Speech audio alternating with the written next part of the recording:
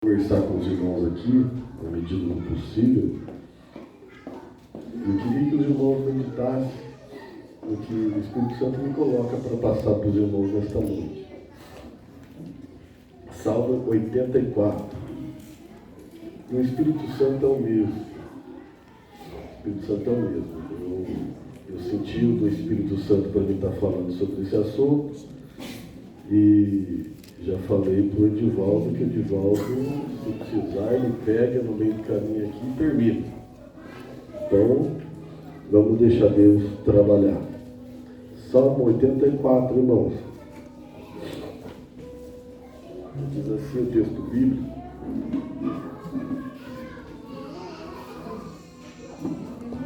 E depois queria ler um outro texto também. Quão amáveis são os teus tabernáculos, Senhor dos exércitos. A minha alma está anelante e desfalece pelos átrios do Senhor. O meu coração e a minha carne clamam pelo Deus vivo. Até o pardal encontrou casa, e a andorinha ninho para si e para sua prole, junto dos teus altares, Senhor dos exércitos. Rei meu e Deus meu. Bem-aventurados os que habitam em tua casa, louvar-te-ão continuamente.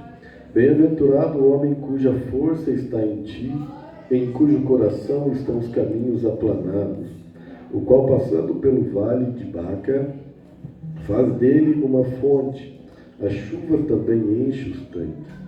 Vão indo de força em força, cada um deles em Sião aparece perante Deus.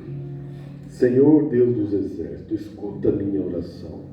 Inclina os ouvidos, ó Deus de Jacó. Olha, ó Deus, escudo nosso, e contempla o rosto do teu ungido, porque vale mais um dia nos teus átrios do que um em outra parte, 1000. Preferiria estar à porta da casa do meu Deus, a habitar nas tendas da piedade. Senhor, porque o Senhor Deus é um sol e escudo. O Senhor dará graça e glória, não negará bem algum aos que andam na retidão. Senhor dos exércitos, bem-aventurado o homem que em ti põe a sua confiança. Glória a Deus. Pode tomar assento, meus irmãos. Faz parte também do que eu queria falar com os irmãos aqui, o que está em Colossenses. Agora é o apóstolo Paulo escrevendo para a igreja de Colosso. Vocês viram um texto abençoado que nós acabamos de ler no livro de Salmo. Mas veja que Paulo escreve aos Colossenses no primeiro capítulo, a partir do verso 24. Regozijo-me agora no que padeço por vós. Paulo falando, né? Eu me alegro agora no que eu padeço por vós, e na minha carne cumpro o resto das aflições de Cristo, pelo seu corpo, que é a igreja. Ele está falando do sofrimento dele pela igreja do Senhor, do qual eu estou feito ministro segundo a dispensação de Deus, que me foi concedida para convosco, para cumprir a palavra de Deus. O mistério que esteve oculto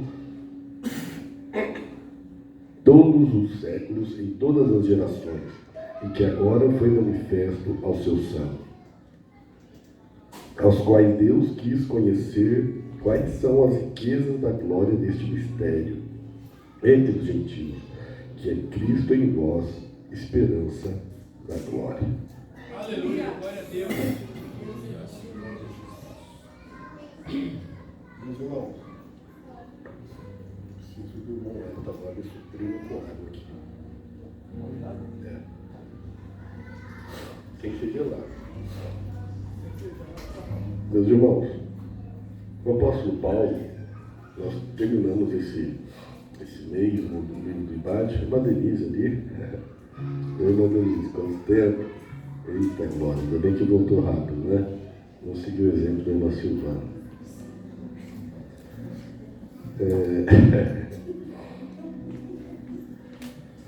Meus irmãos, O apóstolo Paulo, por várias vezes, ele precisa defender o seu ministério por causa dos falsos profetas, a qual atacavam por ele pregar a verdade e a sã doutrina do Senhor.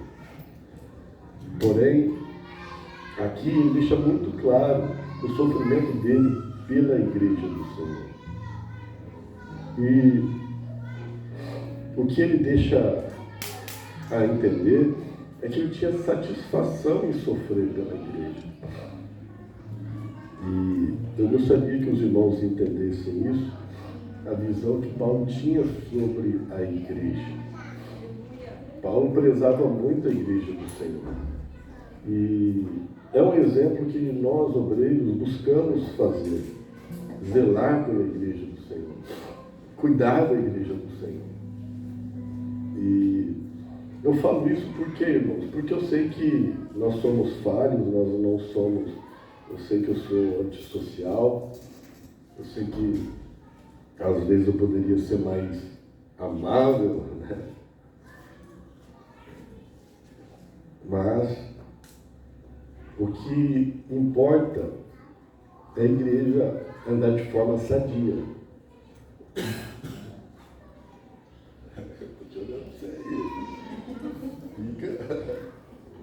Fica no azeite. E eu peço para que os irmãos entendam, às vezes, a minha parte. Eu estou justificando o que seria, de repente, uma falha. Irmãos, eu tenho o WhatsApp e a minha vida não para. A Cris conhece, a Cris sabe. É o dia inteiro o celular apitando. Eu deixo até no silencioso, porque senão eu não tenho paz. É aluno do IBAD da sede, querendo saber nota, querendo saber corrigir, é o pastor Hilário, é os irmãos da sede, é as irmãs que querem cooperação das nossas irmãs aqui, é os jovens que querem fazer um trabalho diferenciado.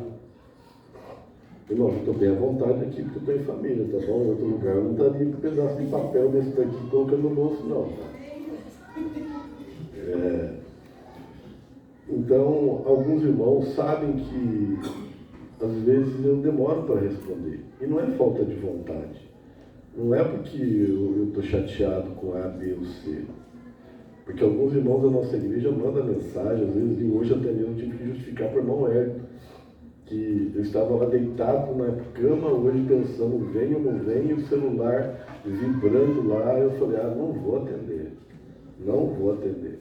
Aí o irmão ficou chateado ali. Eu, pastor, eu liguei, você não atendeu. Eu falei, calma aí, irmão. Calma aí. Durante a semana eu estou dirigindo, irmãos. Eu saio para dirigir, o celular toca, eu não posso atender. A minha esposa toca lá e ela tem paciência de esperar uns 30, 40 minutos, eu parar o carro para me retornar. Então é assim, tá bom? Os irmãos me perdoem se eu falhar nesse sentido com os irmãos. Estou falando isso porque eu tenho zelo com a igreja e com o que os irmãos pensam a meu respeito. Nós temos aí o pastor Edivaldo. O pastor foi urgente, o pastor disse não atender, liga o pastor Edivaldo aí, irmão. Né, pastor? Mas vamos lá, irmãos. O primeiro texto que nós lemos mostra a alegria do crente de estar na casa do Senhor, no santuário do Senhor.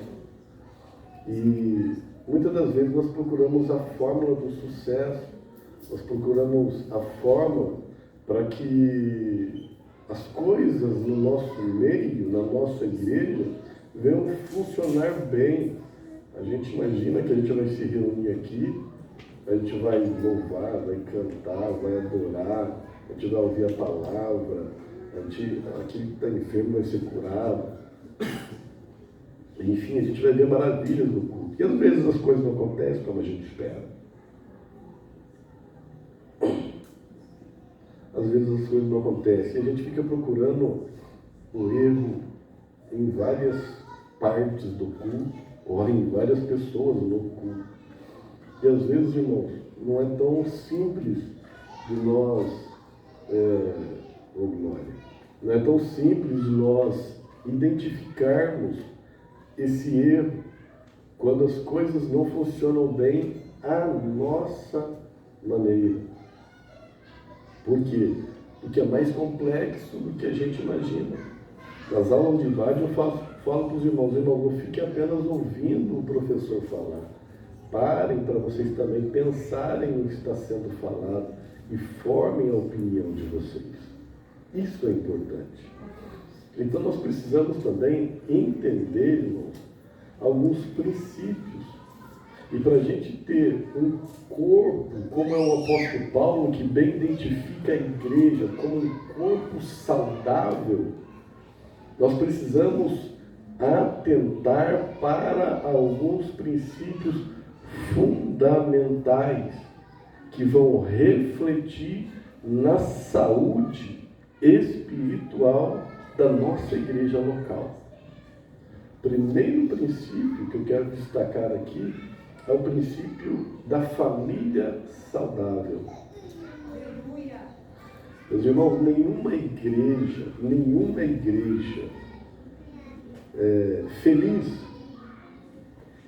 nenhuma igreja edificada em Cristo, ela vai ter muito problema com famílias.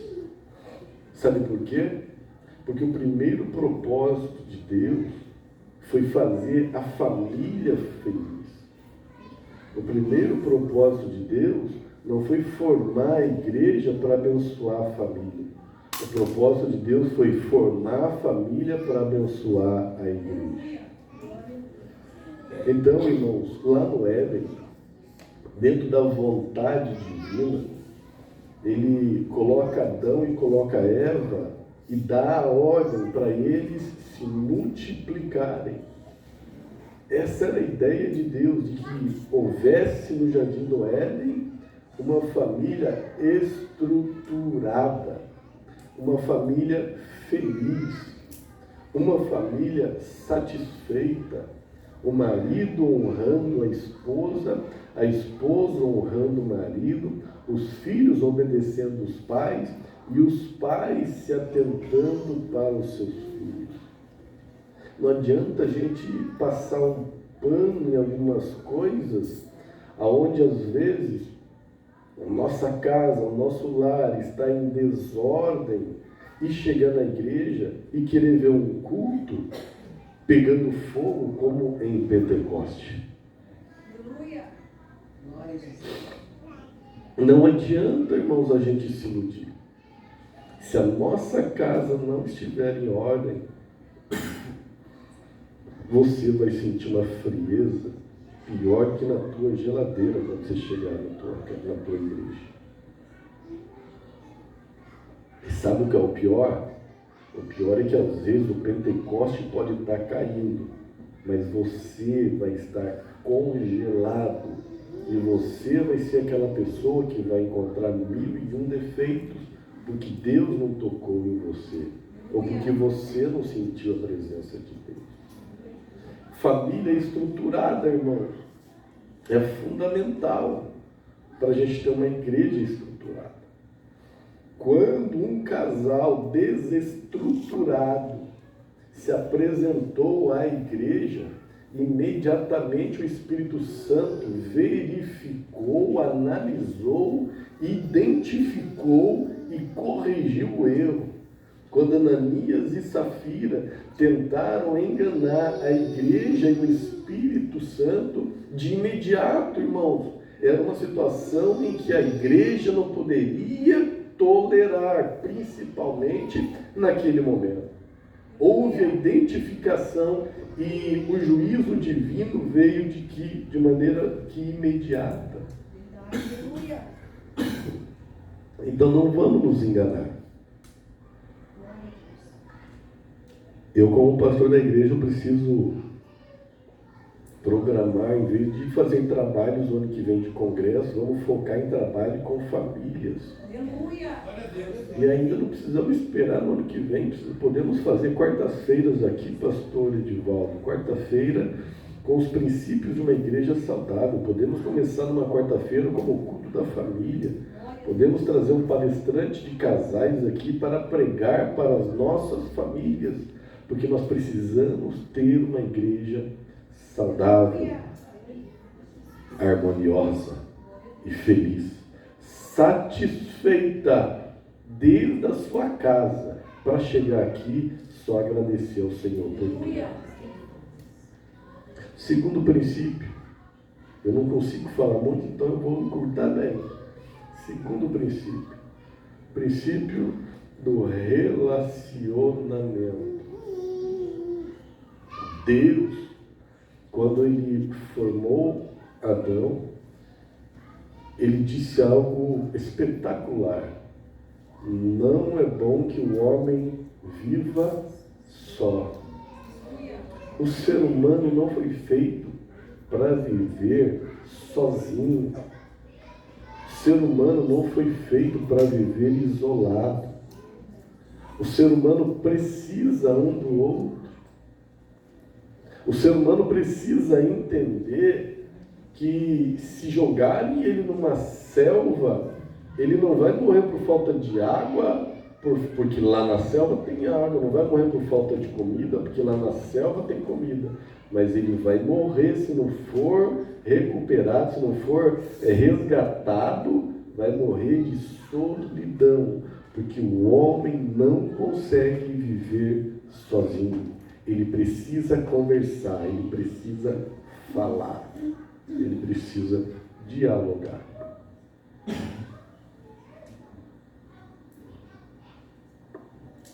No livro do IBAD de Psicologia, nós analisamos várias características dos seres humanos, ou do ser humano, e sabemos que cada pessoa tem uma formação distinta uma da outra. Irmãos, eu sou... É o que a sociedade prega, né? Antissocial. Eu comecei falando que eu sou antissocial. Antissocial por quê? Porque eu sou difícil de me envolver. Eu sou difícil de me doar. Mas eu entendo a necessidade de me relacionar. Se eu tivesse com um pensamento antissocial, eu jamais aceitaria congregar, a estar numa igreja. Porque igreja é relacionamento. Relacionamento onde nós precisamos entender: eu preciso do pastor Felipe, e o pastor Felipe precisa de mim. Eu vou fazer o que eu posso para ajudá-lo, e quando eu precisar, eu sei que ele vai estar à disposição. Relacionamento é você entender: o pastor Alessandro é mais quietinho, se ele não convidar para vir na minha casa, ele não vai aparecer, mas se eu convidar para uma necessidade, ele vai estar lá. Eu tenho convicção disso. É assim que eu sou, irmãos. Eu não sou oferecido. Eu não sou pastor. É ovelha nova na igreja. Onde você mora? E na outra segunda-feira eu vou lá, às 11h30 da manhã, bater no teu portão, fazer uma oração para você e já fico para o almoço. Não seria uma má ideia, né? Mas não é do meu feitio fazer isso. Eu estou à disposição de todos.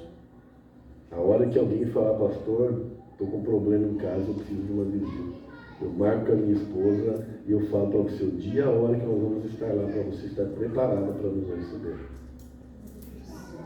Relacionamento.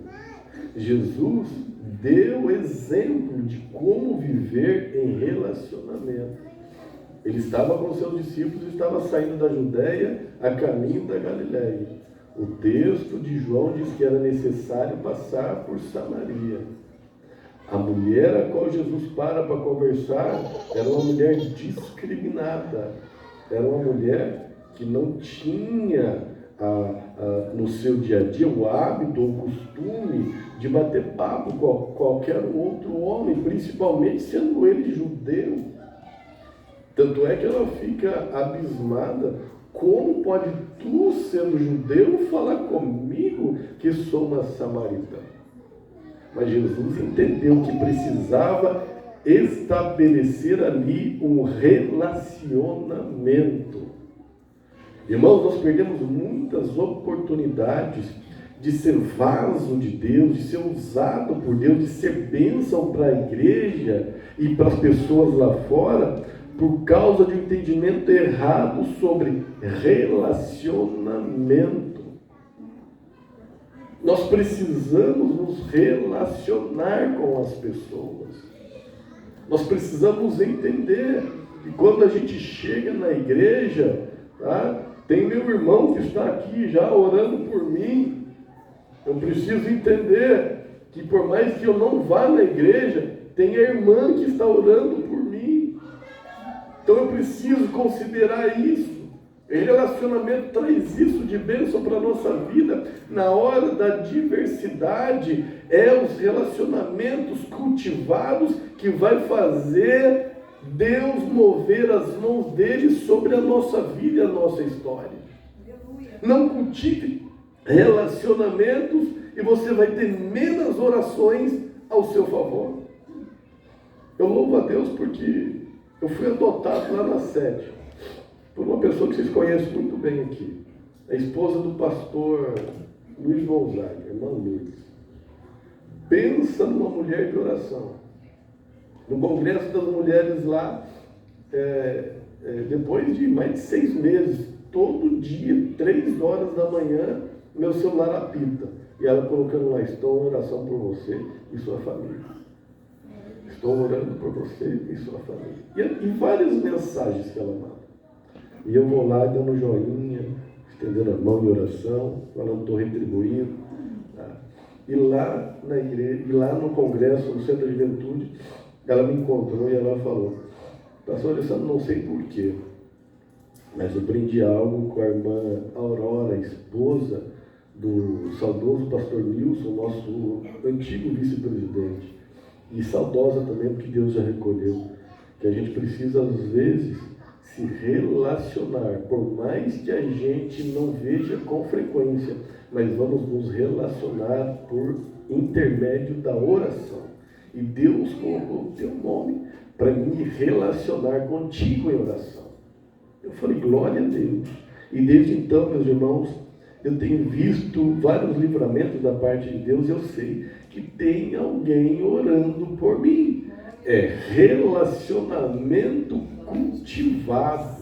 Precisamos cultivar relacionamentos. Mais vale você criar uma nova amizade do que você formar um adversário ou um inimigo. Davi já tinha esse pensamento. Terceiro princípio: família saudável, relacionamento e amizade. Nós precisamos cultivar relacionamentos e precisamos fortalecer amizades.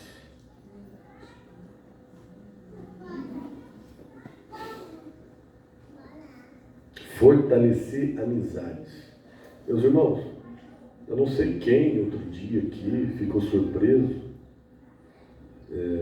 ouvi da boca de alguém aqui no público, não sei se era visitante ou um dos obreiros nossos, quando eu falei que a nossa igreja é uma família.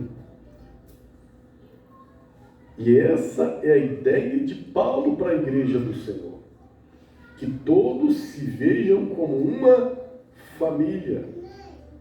Eu preciso considerar o irmão, o meu irmão em Cristo Jesus, é uma família. E isso com vínculo da amizade. Irmãos, é amizade, não é coleguismo. Amizade sincera, verdadeira. Amizade que está disposta a sofrer o dano pela infidelidade. Ah, pastor, mas já sei onde essa história vai parar. Não sabe, de verdade não sabe, senão estaria praticando a verdadeira amizade. Porque é melhor dar do que receber. Você não precisa ser amigo de quem é amigo de você, senão que galardão você terá nisso.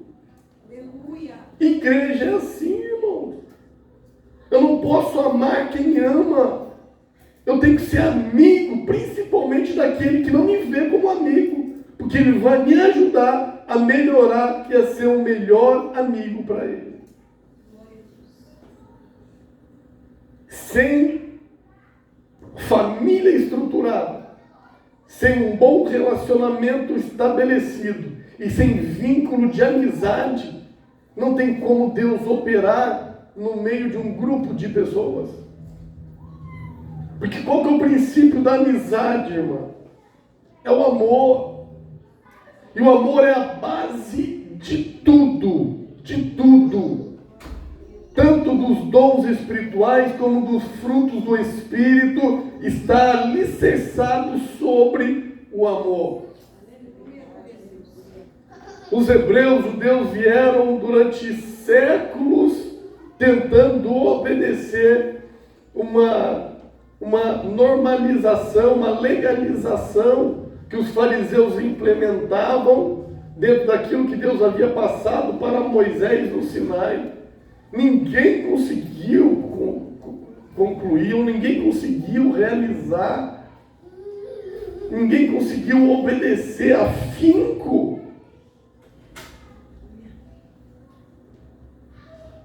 E Jesus foi interrogado. Qual o principal dos mandamentos? Ele resume tudo no amor. Ama a Deus sobre todas as coisas e somente a Ele você prestará culto. E ao teu próximo como a ti mesmo. Não tem como a gente falar de ceia se a gente não for alicerçado nesses princípios de ter uma casa organizada, uma família estruturada, um bom relacionamento com os demais membros do corpo e cultivar a amizade pelo vínculo do amor. Aleluia, glória a Deus. Guarde bem essa mensagem para você. Guarde bem, e quando a gente chegar num determinado culto e algo sair fora daquilo que nós avaliamos entre bom e mal, bom ou ruim, a gente tenta avaliar se esses princípios estão sendo praticados no nosso dia a dia. Eu concluo dizendo o seguinte: tudo isso nos leva ao comprometimento com o corpo. Se eu estou preocupado com a minha família, se eu estou praticando um bom relacionamento, e se eu estou cultivando amizades, isso vai me levar ao comprometimento com o lugar que eu estou congregando. Assim como Ruth falou para Noemi: o teu Senhor é o meu Senhor.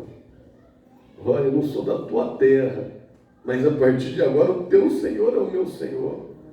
A tua fé é a minha fé agora. Nós estamos no mesmo lugar, no mesmo local de adoração. O teu propósito nesta noite é o mesmo que o meu, é servir e adorar o Senhor Jesus. O que você quer é a mesma coisa que eu quero ver um culto abençoado. Eu quero ver Deus receber este culto e derramar chuva de bênção sobre a minha casa, sobre a minha vida, e que você também seja da mesma forma abençoado na tua existência, na tua história. Comprometimento. Comprometimento, irmão. E quando a gente está comprometido, a gente está amarrado. A gente está unido. A gente quer ver o bem do outro. A gente quer ver o outro prosperar. A gente quer ver o outro ser abençoado. Sim ou não? O comprometimento nos leva a que o irmão Donizete falou hoje no grupo lá, voluntariado. E eu lembrei do que nós falamos na última quinta-feira aqui na aula do IBAD, quando nós encerramos o livro Epístolas Paulinas. A igreja do Senhor está precisando de voluntariado. Como assim, pastor? Fica deixando tudo para o pastor ver e decidir, não. Seja voluntário. O pastor está precisando de um obreiro lá atrás. Eu vou lá, tá bom? Sim. Hoje eu estava assistindo a televisão lá e passou um filme lá de Corpo de Bombeiro e estava lá um estabelecimento em chama. Quem assistiu esse filme hoje à tarde? Alguém assistiu? Monteodoro assistiu? Estava lá um incendiado, lá muito fogo, de alto risco, e um grupo de bombeiros pronto para combater o fogo. E eles encontraram um meio de tentar ter alguma chance. Só que era operação suicida. muito provavelmente a pessoa não ia voltar. E o general na frente dos bombeiros lá, olhando um para o outro, aquela fila de bombeiros com seus uniformes. E o general lá procurando, olhando quem ele ia escolher para mandar para essa missão. Ele olhou de uma ponta para outra. Quando ele passou o olho novamente, um bombeiro deu um passo à frente. Capitão, com a sua permissão, eu posso ir. Eu sou mais preparado para estar lá dentro. Eu conheço esse estabelecimento. O capitão olhou para ele, desejou sorte e falou: então vá. Quem ama o lugar que vive, o ministério que pratica, ele se voluntaria. Eu falei aqui também na última quinta-feira na aula do IBAD. Às vezes a gente perde oportunidade porque não sabemos aproveitar aquilo que Deus coloca na nossa frente. É muito mimimi. O pastor não me chamou, eu não vou me oferecer. Não é oferecer, é ser voluntário. É por isso que tem pessoas que ficam 30, 40 anos na igreja, parados, fazendo a mesma atividade. E chega alguém há 2 semanas e já começa a trabalhar na igreja de uma forma absurda. E as pessoas ficam chateadas. Não, irmão, são pessoas voluntárias que chegaram, viram a necessidade e falaram: pastor, eu quero trabalhar, conta comigo. É isso que eu preciso.